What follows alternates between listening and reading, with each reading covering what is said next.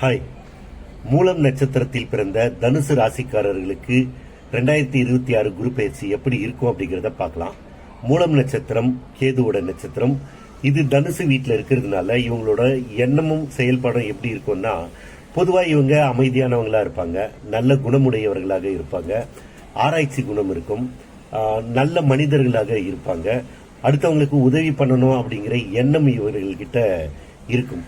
இப்படிப்பட்ட மூலம் நட்சத்திரக்காரர்களுக்கு இந்த குரு பயிற்சி என்ன மாதிரியான நற்பலன்களை கொடுக்கும் என்பதை பார்க்கலாம். வாங்க பார்க்கலாம். அடுத்து குரு பகவான் தன்னுடைய 7ஆம் பார்வையா உங்க ராசிக்கு 2ஆம் வீட்டை பார்க்கிறாரு. 2ஆம் வீடுங்கிறது குடும்பஸ்தானம். இதனால உங்க குடும்பத்துல குதூகலம் ஏற்படும், சந்தோஷம் ஏற்படும், மகிழ்ச்சி ஏற்படும். குடும்பத்துல இருக்கவங்க உங்களுடைய பேச்சுக்கு செவி சாய்ப்பாங்க, நீங்க சொல்றத காது கொடுத்து கேட்பாங்க, உங்களுக்கு ஒரு மரியாதை கிடைக்கும். அதுவே உங்களுக்கு சந்தோஷத்தை தரும். புது வரவுகள் குடும்பத்துக்குள்ள வரத்துக்கான வாய்ப்புகள் உண்டு. அடுத்து குரு பகவான் தன்னுடைய 9வது பார்வையா உங்க ராசிக்கு 4ஆம் வீட்டை பார்க்கிறாரு. 4ஆம் வீடுங்கிறது வீடு, மனை, வண்டி, வாகனம், இதெல்லாம் 4ஆம் வீட்டை வச்சுதான் சொல்லுவாங்க. இதனால இது சம்பந்தமா உங்களுக்கு நன்மைகள் ஏற்படும். வீடு வாங்குவீங்க, இல்ல வீடு மாத்துவீங்க, இல்ல இருக்கிற வீட்டை மாற்றி அமைப்பீங்க, வீடு கட்டுவீங்க, இடம் வாங்குவீங்க, இல்ல இருக்கிற இடத்த விற்பீங்க. இதனால உங்களுக்கு பணம் வரலாம். வண்டி மாத்துறது, வண்டி வாங்குறது, இல்ல வண்டி ரிப்பேர் பண்றது, இதெல்லாம் கூட இந்த காலகட்டத்தில் நடக்கும்.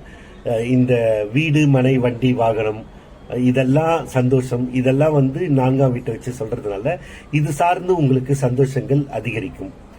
ஆக மொத்தத்தில் தனுசு ராசிக்காரர்களுக்கு இந்த குரு பயிற்சி சந்தோஷத்தையும் செலவுகளையும் தரக்கூடிய குரு பயிற்சியாகவே இருக்கும். ஹாய். பூராடம் நட்சத்திரத்தில் பிறந்த தனுசு ராசிக்காரர்களுக்கு 2026 குரு பயிற்சி எப்படி இருக்குங்கிறத பார்க்கலாம். பூராடம் நட்சத்திரம் சுக்கிரனோட நட்சத்திரம். பூராட நட்சத்திரத்தில் பிறந்தவங்க அழகானவங்களா இருப்பாங்க, பண்பானவங்களா இருப்பாங்க, குருவோட வீட்டில் இருக்கிறதுனால நல்லவங்களா இருப்பாங்க, மற்றவங்களுக்கு மரியாதை கொடுக்கணுங்கிற எண்ணம் இவங்களுக்கு அதிகமா இருக்கும். பொதுவாகவே இவங்க எல்லாருடைய பேச்சையும் காது கொடுத்து கேட்கறவங்களா இருப்பாங்க. இப்படிப்பட்ட பூராட நட்சத்திரக்காரர்களுக்கு இந்த குரு பயிற்சி என்ன மாதிரியான நற்பலன்களை கொடுக்குங்கிறத பார்க்கலாம். வாங்க பார்க்கலாம். உங்க ராசிக்கு 8ஆம் இடத்துக்கு வர குரு பகவான் அங்கிருந்து தன்னுடைய 5ஆம் பார்வையா உங்க ராசிக்கு 12ஆம் இடத்தை பார்க்கிறாரு. இதனால உங்களுக்கு செலவுகள் அதிகரிக்கும். 12ஆம் வீடுங்கிறது அயன சயன போகஸ்தானம் சொல்லுவாங்க. உங்களுக்கு செலவுகள் அதிகரிக்கும், பயணங்கள் ஏற்படும், அதனால உங்களுக்கு சந்தோஷங்கள் அதிகரிக்கும். அடுத்து குரு பகவான் தன்னுடைய 7ஆம் பார்வையா உங்க ராசிக்கு 2ஆம் இடத்தை பார்க்கிறாரு. 2ஆம் இடம்ங்கிறது குடும்பஸ்தானம். குரு குடும்பஸ்தானத்தை பார்க்கறதுனால உங்க குடும்பத்துக்கு புது வரவு வரத்துக்கான வாய்ப்புகள் உண்டு. உங்க குடும்பத்துல உங்களுடைய பேச்சுக்கு மரியாதை உண்டு. நீங்க பேசுறத காது கொடுத்து கேட்பாங்க. அவனும் என்ன சொல்றான்னு கேட்டுக்கலாமே அப்படிங்கிற மாதிரி நீங்க சொல்றதுக்கு காது கொடுத்து கேட்பாங்க. உங்களுடைய பேச்சுக்கு மதிப்பும் மரியாதையும் இந்த காலகட்டத்தில் ஏற்படும். அது உங்களுக்கு ரொம்ப சந்தோஷமா இருக்கும். அடுத்து குரு பகவான் தன்னுடைய 9ஆம் பார்வையா உங்க ராசிக்கு 4ஆம் இடத்தை பார்க்கிறாரு. 4ஆம் இடங்கிறது வீடு, மனை, வண்டி, வாகனம், 4ஆம் இடத்தை குறிக்கும். இது சார்ந்து உங்களுக்கு நன்மைகள் ஏற்படும். அதாவது வீடு சார்ந்து, வண்டி சார்ந்து, நிலங்கள் சார்ந்து உங்களுக்கு நன்மைகள் ஏற்படும்.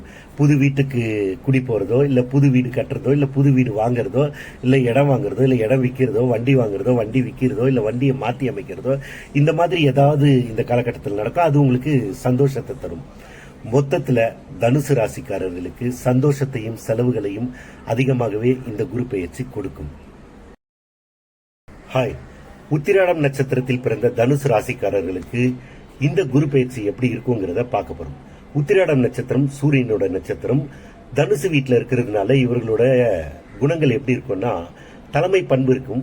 ஆனா அது தனுசு வீட்டில் இருக்கிறதுனால அதிகாரமா இல்லாம அப்படியே சிரிச்ச முகத்தோட அது செஞ்சிருப்பா, அது பண்ணிடுப்பா, வாப்பா பண்ணிடலாம்பா, அதுல போயிட்டு என்னப்பா இருக்கு, இந்த மாதிரி தான் பேசுவாங்க. அதிகாரமா பேச மாட்டாங்க. அதை பண்ணு, அதை செய்ய, அதை சொல்லு, அந்த மாதிரி எல்லாம் செய்ய மாட்டாங்க. தட்டி கொடுத்து வேலை வாங்குவாங்கன்னு சொல்லுவாங்க இல்லையா, அந்த மாதிரியான ஆட்கள் தான் இந்த நட்சத்திரக்காரர்கள்.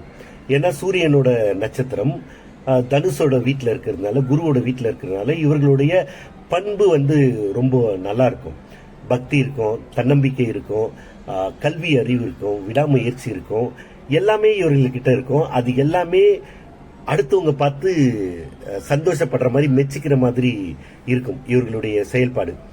இப்படிப்பட்ட உத்திராடம் நட்சத்திரக்காரர்களுக்கான குரு பெயர்ச்சி என்ன மாதிரியான பலன்களை கொடுக்குங்கிறத பார்க்கலாம்.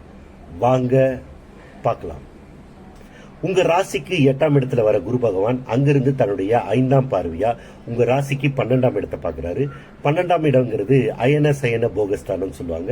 இந்த காலகட்டத்தில் உங்களுக்கு செலவுகள் அதிகரிக்கலாம், அதனால உங்களுக்கு சந்தோஷங்களும் அதிகரிக்கலாம். அடுத்து குரு பகவான் தன்னுடைய 7ஆம் பார்வையா உங்க ராசிக்கு 2ஆம் வீட்டை பாக்குறாரு. 2ஆம் வீடுங்கிறது குடும்பஸ்தானம். இந்த காலகட்டத்தில் குடும்பத்துல புது வரவுகள் வருவதற்கான வாய்ப்புகள் உண்டு. குடும்பத்துல உங்களுடைய பேச்சுக்கு மரியாதை கிடைக்கும். நீங்க சொல்றத கொஞ்சம் காது கொடுத்து கேட்பாங்க. என்னதான் சொல்றான் பார்க்கலாமே அப்படிங்கிற எண்ணம் அவங்களுக்கு வரும். உங்களுக்கான மதிப்பும் மரியாதையும் உங்க குடும்பத்துல அதிகரிக்கும். அடுத்து குரு பகவான் தன்னுடைய 9ஆம் பார்வையா உங்க ராசிக்கு 4ஆம் இடத்தை பார்ப்பாரு. 4ஆம் இடங்கிறது வீடு, மனை, வண்டி, வாகனம், சுகம், இதெல்லாம் 4ஆம் வீட்டை வச்சுதான் சொல்லுவோம். இந்த காலகட்டத்துல இது சார்ந்து உங்களுக்கு சந்தோஷம் அதிகரிக்கும். வண்டி வாங்குவீங்க, இல்ல வண்டி மாத்துவீங்க, வீடு வாங்குவீங்க, இல்ல வீடு மாத்துவீங்க, வீடு கட்டுவீங்க, இல்ல வீட்டுல ஏதாவது சின்ன சின்ன வேலை இருந்ததுன்னா அதை செஞ்சு முடிப்பீங்க, இடம் வாங்குவீங்க, இல்ல இடம் விற்பீங்க.